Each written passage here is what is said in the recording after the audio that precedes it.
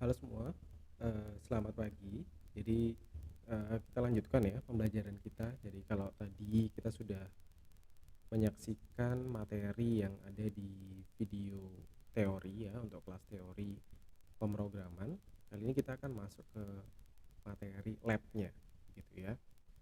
Mungkin untuk proporsi pelaksanaan, kelas materi dan kelas praktikumnya mungkin, tidak ini ya, tidak selalu proporsional sesuai dengan jadwal gitu ya. Kenapa? Karena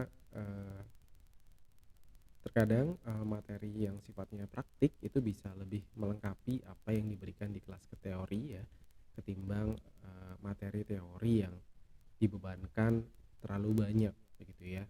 Biasanya praktik ini butuh pengalaman ya, butuh pembiasaan, dan untuk mengejar jam terbang itu kita butuh spare waktu yang jauh lebih panjang daripada sekedar materi teori gitu ya. Jadi untuk konten praktiknya itu bisa kita mulai pada kesempatan kali ini ya. Nah, seperti yang sudah saya sampaikan di pertemuan pertama minggu lalu, untuk kelas praktikumnya itu nantinya akan based on modul gitu ya. Jadi kalian akan diberikan modul hands on lab begitu yang diharapkan gitu ya, kalian bisa kerjakan secara mandiri ya. Jika ada hal-hal yang mungkin kalian ragu-ragu untuk bisa diselesaikan gitu, jangan khawatir karena seluruh materi hands on lab ya yang diberikan pada mata kuliah pemrograman nantinya juga akan dibahas ya di kelas ya bersama dengan dosen. Jadi langsung kita live review begitu ya, langsung di review, jadi tidak dikumpulkan begitu ya. Mungkin ada beberapa hal yang harus dikumpulkan, tapi untuk hands on lab sifatnya belajar. Jadi jangan khawatir ya.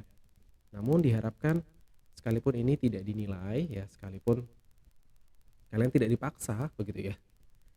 Biasanya eh, niat untuk menyelesaikannya rendah begitu ya. Tapi harapan saya sih kalau kalian benar-benar ingin gitu ya, bisa segera melakukan programming dengan baik, maka modul ini adalah satu dari sekian banyak cara untuk bisa mencapai progres belajar yang baik gitu ya.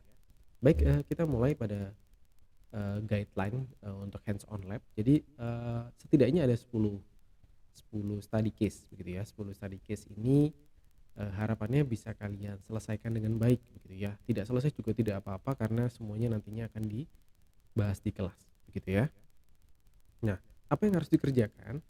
Jadi yang pertama untuk studi kasus yang pertama yaitu tentang BMI calculator ya. Saya harap kalian masih ingat gitu ya materi yang ada di video sebelumnya. Jadi di materi sebelumnya studi kasus BMI calculator ini kita pakai gitu ya untuk belajar bagaimana sih mentranslasi ide atau algoritma ya ke dalam notasi pseudocode sebelum pada akhirnya dia ditranslasi ke dalam bahasa pemrograman Java begitu ya. Nah, kasusnya sama. Jadi untuk menghubungkan materi yang sudah diberikan di kelas teori dengan kelas praktikum hari ini, kalian juga diminta untuk mempraktikkan itu begitu ya. Jadi perintahnya jelas ya, translasi, notasi dan potongan source code Java untuk menghitung skor BMI yang ada di page sebelumnya.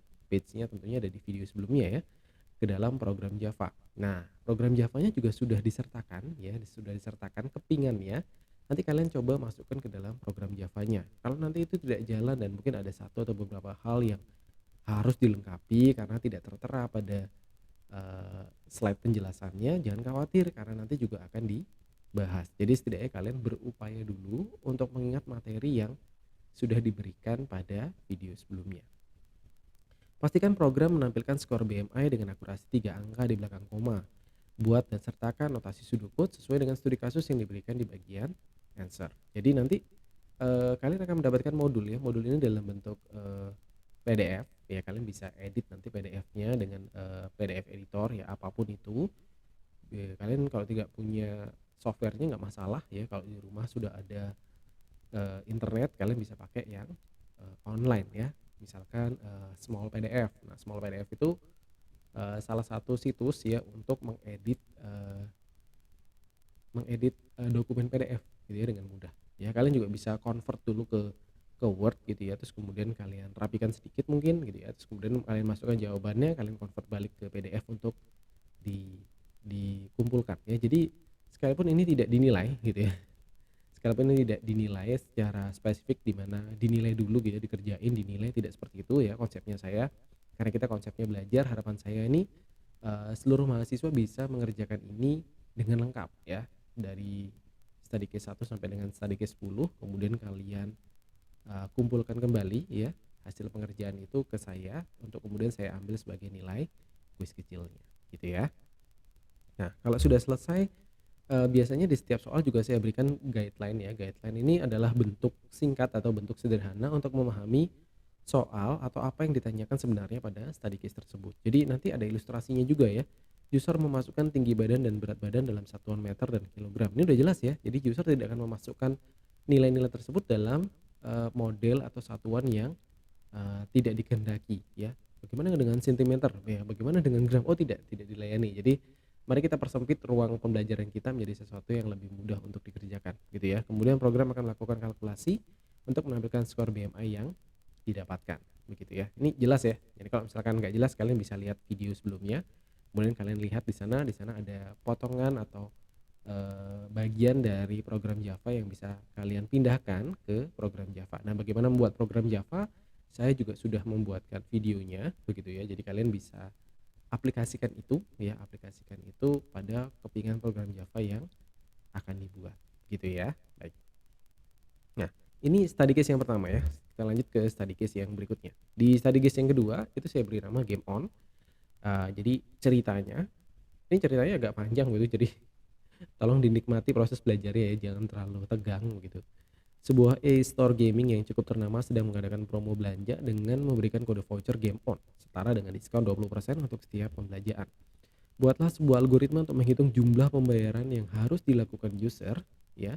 Kemudian translasi notasi tersebut ke dalam program Java. Buat dan sertakan notasi pseudocode sesuai dengan studi kasus yang diberikan di bagian answer. Jadi kalian diminta untuk membuat sebuah notasi pseudocode ya, utamakan itu dulu ya. Kalau misalkan kalian nggak paham dengan bagaimana membuat program Javanya itu nggak apa-apa gitu ya, karena itu juga akan di review ya. Jadi setidaknya kalian bisa membuat notasi pseudocode-nya. Nah, ilustrasinya gimana? Jadi detail dari cerita tadi itu saya singkat di bagian bawah. User memasukkan total belanja yang dilakukan serta besaran diskon yang didapatkan. Di sini udah jelas ya diskonnya berapa ya, 20%. Ya, program kemudian menampilkan diskon yang didapatkan serta total bayar yang harus dilakukan setelah dikurangi diskon tadi. Gitu ya. Jadi nanti ada informasi tambahan yang dikeluarkan oleh program ya, sesuai dengan permintaan studi kasusnya. Jadi kalian sesuaikan ya. Nah, bagaimana cara menyelesaikannya? Ya dipikirkan gitu ya, dipikirkan, dicoba dulu, nanti kita review bareng-bareng. Jadi kalian bisa belajar kira-kira pada bagian mana sih saya luput ya, pada bagian mana sih saya miss ya ketika saya membaca soal dan ingin mentranslasinya ke dalam bentuk program gitu ya. Next, studi kasus yang ketiga itu tentang area luas ya, luasan. Seorang anak berbakat berusia 5 tahun, wah keren banget ya, berhasil membuat sebuah program sederhana untuk membantu saudaranya yang kesulitan mengerjakan PR matematika sekolahnya. Ini ceritanya saudaranya ini lebih jenius gitu ya, kebetulan ya, kebetulan. Program ini digunakan untuk menghitung luas dari sebuah bangun datar segitiga siku-siku. Buat kembali program yang dimaksud dengan cara kalian sendiri. Pastikan setiap komponen inputannya dapat menerima bilangan pecahan dengan akurasi luaran 2 angka di belakang koma. Buat dan sertakan notasi pseudocode sesuai dengan studi kasus yang diberikan di bagian answer. Nah, ilustrasinya, user memasukkan komponen alas dan tinggi segitiga, kemudian dikalkulasi dan ditampilkan luasan segitiga tersebut. Ya gampang ya, kalian sudah tahu ya rumus untuk mencari luas segitiga ya, mudah ya. Nah, tinggal dimasukkan inputannya apa, prosesnya bagaimana, outputnya bagaimana, kelar masalahnya ya. Jadi sederhana sekali. Jadi buat dulu notasi pseudocode-nya, nanti kalau notasi pseudocode-nya sudah selesai, coba kalian translate ya ke dalam bentuk program Java. Kalau nggak bisa gimana? Ya nggak apa-apa, nanti direview begitu ya. Nah, kenapa tidak diberikan dulu pengantar pengerjaannya? Kenapa diminta untuk mengerjakan dulu? Ini ada alasannya ya. Proses belajar itu tidak harus selalu menunggu dari dosen ya. Kalian bisa mencoba-coba terlebih dahulu, jangan khawatir kalau tidak bisa. Ada begitu banyak source di luar sana yang bisa dipakai untuk belajar ya. Kalian bisa mencobanya terlebih dahulu ya, sebelum nanti kalian akan mendapatkan jawabannya. Ini untuk melatih kemampuan kalian ketika kalian menghadapi soal yang kalian tidak ketahui gitu ya. Jadi tidak panik gitu ya, tetap tenang gitu ya. Mencoba mencari solusinya, melakukan trial error ya, sampai menemukan momen eureka kalian mau bisa memecahkan setiap studi kasus yang diberikan di hands on lab pada minggu kali ini gitu ya. Lanjut ya, ini studi kasus yang keempat. Studi kasus yang keempat ini tentang konversi suhu ya, CRF converter. Jadi CRF Celsius, Reaumur dan Fahrenheit. Sebuah modul deteksi panas yang dibeli dari sebuah e-store ternyata hanya bisa menampilkan keterangan suhu dalam satuan Reaumur, yang mana tidak biasa dipakai di daerah tersebut. Anda sebagai teknisi produk tersebut diminta untuk melengkapi produk tersebut dengan modul konverter suhu sehingga juga dapat menampilkan keterangan suhu dalam Celsius dan Fahrenheit. Buat dan sertakan notasi sudokode sesuai dengan studi kasus yang diberikan di bagian answer. Nah, di studi kasus yang keempat ini memang tidak diminta untuk membuat program Java ya, tapi gitu ya, tapi kalian saya sarankan untuk mencobanya. Jadi setiap studi kasus yang diberikan di sini ya, kalian boleh mencobanya untuk di convert langsung ke program Java. Itu nggak masalah buat saya, silahkan gitu ya. Kalau misalkan kalian sudah bisa, lakukan. Tapi kalau kalian belum bisa, nggak apa-apa, nggak perlu memaksakan diri. Kerjakan saja notasi sudokode-nya. Karena targetnya minggu ini adalah kalian bisa mengerti bagaimana menyusun notasi sudokode. Ya, karena notasi sudokode itu sudah tinggal satu langkah saja untuk bisa ditranslasi ke bahasa pemrograman, dan bahasa pemrograman itu hanya masalah pembiasaan saja ya. Jadi kan khawatir, fokusnya ke notasi sudokode ya. Kalau kalian sudah bisa jadi notasi sudokode-nya dan masih ada waktu luang ya, semangat belajarnya masih tinggi gitu ya, silakan dicoba untuk dikonvert ke bahasa pemrograman Java gitu ya. Jadi ilustrasinya, user memasukkan besaran suhu Reaumur yang ingin dikonversi, kemudian program akan menampilkan hasil konversi tersebut dalam satuan Celsius dan Fahrenheit. Mudah dipahami ya. Bagaimana cara melakukannya? Kalian bisa searching gitu ya, googling dulu gitu ya. Jadi tidak harus semuanya itu diberikan oleh dosen. Searching dulu nih gimana caranya melakukan konversi suhu nih gitu ya. Karena itu menurut saya bukan rumus yang sulit untuk dipahami ya. Tinggal kalian ambil dengan kalian aplikasikan di notasi sudokode gitu ya. Nah, untuk yang studi kasus nomor 5 ini sedikit panjang ceritanya, tapi coba kita telaah gitu ya pelan-pelan. Sekelompok tim pemburu harta karun berhasil menemukan sebuah kode pesan rahasia yang dipercaya merupakan sandi smartphone Ratu Mesir. Ini ceritanya ya, jadi zaman dulu nggak ada handphone lah ya, ini tiba-tiba punya handphone aja. Kode ini rencananya akan digunakan untuk mencari info lokasi harta karun yang disembunyikannya gitu ya. Jadi ceritanya lokasi harta karun itu ada di dalam handphonenya, dan untuk mendapatkan lokasinya itu harus buka dulu handphonenya yang disandi gitu ya. Kode ini berisi sekumpulan angka berpasangan yang setiap pasangannya terdiri dari 7 angka desimal ya. Dari setiap pasangan itu nantinya akan diambil 2 angka saja. 2 angka yang diambil merupakan angka dengan urutan kedua dan kelima saja, sesuai dengan umur sang ratu pada saat itu. Jadi ceritanya ratunya ini meninggal di umur 25 tahun. Dan teka-tekinya itu teka-teki ini berhasil dipecahkan ya, ketika mereka menyadari bahwa ternyata dari susunan angka tersebut hanya digunakan urutan kedua dan kelima dari setiap angka tersebut. Itulah sandi dari HP si Ratu Mesirnya gitu ya, ceritanya gitu ya. Jumlah pasangan angka yang ditemukan adalah 3 pasang. Jadi kalian diminta untuk membuat notasi sudokode-nya. Apa yang harus dilakukan? Ya ini dulu ya. Kita lihat ilustrasinya. Jadi user akan memasukkan 3 pasangan angka yang ditemukan. Jadi angkanya itu seperti ini ya. Kalian bisa gunakan ini sebagai test case gitu ya. Angka yang pertama adalah 1234567. Angka yang kedua adalah 9871230. Angka yang ketiga 2238957. Begitu ya. Nah, itu angka-angka tersebut kalian masukkan dulu ke program gitu ya. Kemudian dengan logic tertentu yang bagian prosesnya masih tanda tanya ini, nanti kalian cari bagaimana caranya untuk mendapatkan angka kedua dan angka kelima dari setiap 3 pasangan angka tadi. Ya, misalkan 1 2 3 4 5 6 7 ini akan menemukan angka 2 dan 5 karena angka di posisi 2 dan posisi 5 itu adalah 2 dan 5. Ya, kemudian di pasangan 9871230 ini dia menemukan angka keduanya 8, angka kelimanya adalah 2 ya. Sementara pasangan yang ketiga ini yang 2238957, angka keduanya 2, angka kelimanya 9 gitu ya. Jadi nanti programnya itu akan menampilkan 6 angka sandi yang ditemukan berdasarkan angka yang diinput sebelumnya ini. Ya, nanti keluarnya atau output dari programnya adalah 258229 gitu ya. Oke. Gimana caranya? Dipikirkan ya. Ini hanya permainan saja. Jadi mungkin tidak ada solusi pasti yang kalian temukan di internet ya. Karena ini soalnya buat sendiri gitu ya, buat sendiri. Jadi coba kalian pikirkan gimana caranya untuk memecahkan kasus ini. Saya rasa Pak Windra mungkin pernah ya memberikan model-model kasus yang seperti ini. Jadi tinggal diimplementasikan saja sih. Oke, kita next dulu. Guideline yang berikutnya adalah tentang twin passcode ya.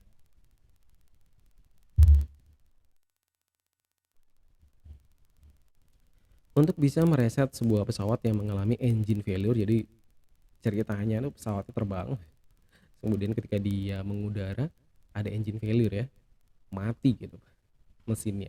Pilot dan kopilot harus memasukkan dua kode rahasia yang terdiri dari 4 digit bilangan desimal ya. Dua kode rahasia tersebut saling bertolak belakang. Jika kode pertama 1 2 3 4, maka kode keduanya adalah 4 3 2 1. Anda diminta untuk mengotomasi proses input digit tersebut sehingga pilot hanya perlu memasukkan salah satu kodenya saja buat notasi sudokutnya. Ilustrasinya penting ya. Ini akan menyederhanakan bagaimana kalian berpikir untuk menyelesaikan masalah ini. User akan memasukkan 4 digit angka sebagai kode pertamanya. Jadi ceritanya ini angkanya 4 digit yang dimasukkan oleh pilot atau kopilotnya ya, salah satu ya. Karena kalau diceritanya kan si pilot sama kopilotnya harus memasukkan 4 digit angka bersamaan gitu ya, sehingga mesinnya bisa reset gitu ya. Tapi di sini programnya minta diinputkan satu saja angka gitu ya. Entah itu angka dari kopilotnya atau angka dari pilotnya ya. Kemudian program akan menampilkan kedua digit yang perlu dimasukkan secara otomatis. Jadi jika user memasukkan 1 2 3 4, maka program akan menampilkan 1 2 3 4 spasi 4 3 2 1. Jadi langsung menampilkan kode pasangannya secara otomatis ya. Jadi ceritanya gitu ya, ceritanya kalian nantinya akan menambahkan logic ini ke program komputer sehingga nantinya pilot dan kopilotnya tidak perlu bersamaan memasukkan angka. Jadi masukin si pilotnya atau kopilotnya memasukkan 4 digit bilangan desimal tadi itu, dia langsung otomatis memasukkan pasangan kode yang seharusnya gitu ya. Oke, next. NIM analyzer ya. Ini berkaitan dengan NIM kalian ya. Salah seorang staf berbakat di FST gitu ya, berhasil membuat sebuah program sederhana untuk melakukan verifikasi NIM mahasiswa yang jumlahnya ribuan dalam waktu singkat. Program tersebut dapat menghasilkan kode-kode yang dibutuhkan untuk mengidentifikasi setiap mahasiswa. Nah, bagaimana cara program itu bekerja? Lihat ilustrasinya. User akan memasukkan NIM mahasiswa. Tahu kan ya, NIM yang kalian miliki saat ini kan panjangnya adalah 9 digit gitu ya. Kemudian program akan menampilkan 4 kode yang berasal dari NIM tersebut. 4 kode itu apa saja? 1. Kode program studi. Ya, kode program studi itu didapat dari 2 digit pertama dari NIM kalian. Ya, jadi kalau misalkan NIM kalian tuh 3112. Nah, 31 itu adalah kode program studi. Ingat-ingat ya. Jadi kalau kalian lupa, video ini tolong ditonton lagi gitu ya. Jadi 2 digit pertama dari NIM kalian adalah kode program studi ya. Kemudian kode berikutnya kode tahun angkatan ya. Jadi dia angkatan berapa nih? Angkatan 2020, 2021 ya, angkatan 2019 dan seterusnya. Itu bisa diketahui dari 2 digit angka setelahnya. Ya, jadi digit ketiga dan digit keempat dari NIM kalian itu adalah tahun angkatan ya. Itu kode yang kedua. Oke ya. Nah, kode yang ketiga adalah strata ya. Strata itu tingkat ya. Jadi kebetulan di Macung ini kan tidak ada S3 nih, belum ya, mungkin nanti ada, tapi sudah ada persiapan untuk kodenya ya. Jadi kode untuk strata 1 itu adalah 100. Jadi kalau misalkan kalian mendapatkan NIM nih ya, 31 ya, 12 113. Nah, ada 100-nya kan. Nah, 100 itu menunjukkan kalian strata 1 atau S1 ya. Kalau di 3 kodenya bukan 100. Jadi kalau misalkan kalian tidak perlu membedakan ya, ini kodenya untuk S1 atau S2, untuk S3 atau S4 gitu ya. Tapi kalian cukup munculkan 3 digit ya kode stratanya. Begitu ya. 3 digit kode stratanya. Jadi kan 2 digit pertama itu adalah kode program studi, 2 digit berikutnya adalah kode tahun angkatan, 3 digit berikutnya adalah kode strata, dan 2 digit terakhir dari NIM kalian itu adalah nomor urut kalian pada saat mendaftar di Universitas Maju. Jadi tolong munculkan keempat kode tadi ya, kode program studi, kode tahun angkatan, kode strata, dan nomor urut gitu ya. Oke, next. Yang kedelapan itu ASCII code. Jadi di sini cerita gitu, ada cerita, nanti kalian selesaikan gitu ya. Tahukah Anda jika setiap karakter yang terdapat pada tabel ASCII memiliki representasi nilai desimal yang dapat dimunculkan dalam program Java? Buatlah Sudoku untuk menampilkan nilai integer dari sebuah karakter. Ini kalian pasti sudah paham ya. Jadi setiap nilai value yang bisa diterima oleh program Java itu sebenarnya representasi integer dan karakternya tuh sama begitu ya. Jadi dia punya representasi nilai. Nah, kalian diminta untuk mencari tahu nilai. Jadi kalau nanti kalian searching di Google, ada yang namanya tabel ASCII ya. Huruf A kecil dengan huruf A besar itu memiliki representasi nilai integernya sendiri-sendiri gitu ya. Jadi kalian diminta untuk membuat notasi pseudocode-nya atau program Java sederhananya untuk melihat atau mendapatkan output tersebut gitu ya. Oke. Yang kesembilan itu tentang power, itu pangkat ya. Jadi buatlah algoritma untuk menampilkan hasil pangkat 2 ya, pangkat 3 dan pangkat 4 dari sebuah bilangan diinputkan user gitu ya. Jadi kalau misalkan masukkan 2, nanti outputnya jelas ya, pangkat 2 dari 2 ya, pangkat 3 dari 2 dan pangkat 4 dari 2 gitu ya. Itu outputnya. Saya rasa ini jelas ya, tidak perlu terlalu lama kita bahas, tinggal dibuatkan logiknya saja ya, notasi pseudocode-nya. 10. Basic Math. Seorang ahli matematika berusaha menciptakan perangkat hitung canggih di masanya. Perangkat ini akan melakukan perhitungan terhadap dua angka yang diinputkan user untuk kemudian ditampilkan hasil perhitungan dari masing-masing operasi penjumlahan, pengurangan, selisih, perkalian, pembagian, dan modulus. Ya, ilustrasinya, user akan memasukkan dua angka dapat berupa angka pecahan.